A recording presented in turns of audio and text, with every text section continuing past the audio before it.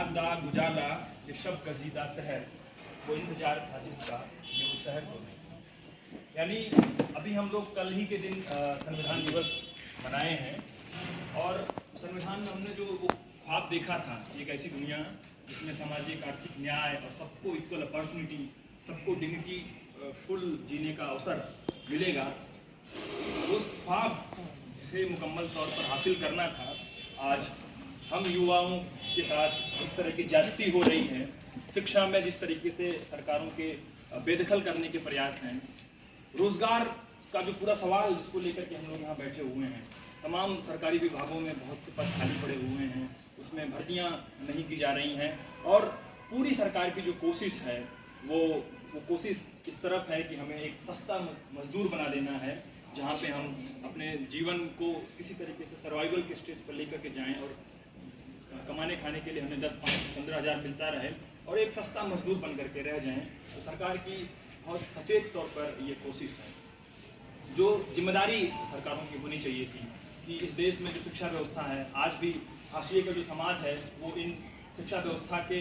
Higher education की अगर बात करें, यहाँ पे बहुत से लोग मोस्टली हायर एजुकेशन में सर्विस देने और हायर एजुकेशन को हासिल करने के उद्देश्य से यहाँ पर बैठे हुए हैं और सबका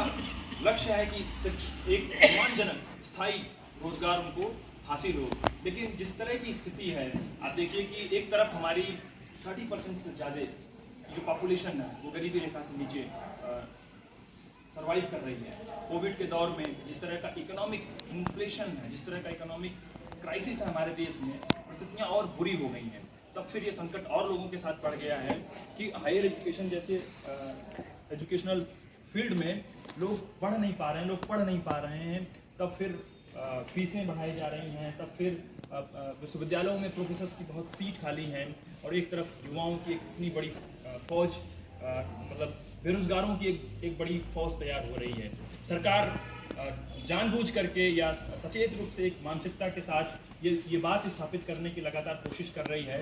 इतनी भारी संख्या में लोगों को रोजगार नहीं दे सकती या सरकार सबको रोजगार नहीं दे सकती। लेकिन हम लोगों ने अभी 2019 में कोविड के जस्ट पहले हम लोगों ने एम्प्लॉयमेंट को लेकर के एक बड़ा प्रोटेस्ट किया था, विधानसभा मार्च किया था, विधानसभा घेराव की पूरी हम लोगों ने मार्च किया, जिसको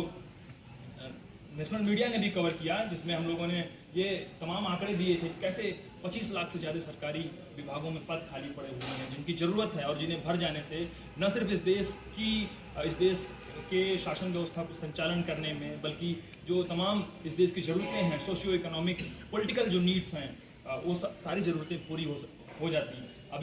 अभी तत्काल एक वाकया चल रहा है जिसमें जुडिशरी और निर्वाचन आयोग या जुडिशरी और सरकार एक दूसरे के साथ बहुत तेज़ी से वो कंट्रोवर्सी में एक दूसरे के साथ भिड़ रही हैं कि सरकार एक तरफ ऐसे लोगों को अपॉइंट कर रही है, अपने चुनिंदा लोगों को, खास करके प्लानिंग के तहत